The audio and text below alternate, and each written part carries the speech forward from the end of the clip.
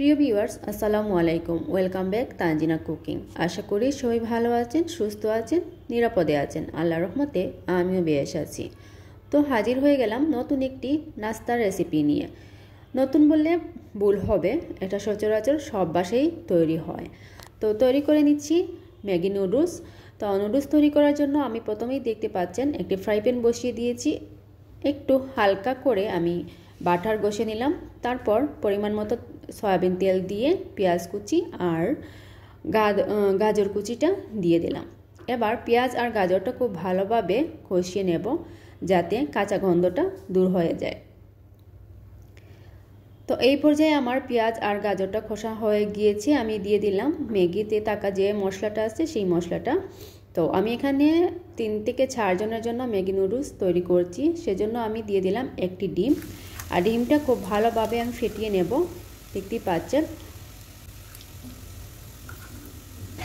ডিমটা খুব ভালোভাবে আমি ফেটিয়ে নিলাম। ডিম, গাজর আর পেঁয়াজ কুচিটা খুব ভালোভাবে কষিয়ে নেব। তারপর দিয়ে দিব আর একটু ম্যাগি মশলা। ম্যাগি মশলাটা দিয়ে খুব ভালোভাবে আমি নেড়েচেড়ে দিয়ে দেব টমেটো কুচি।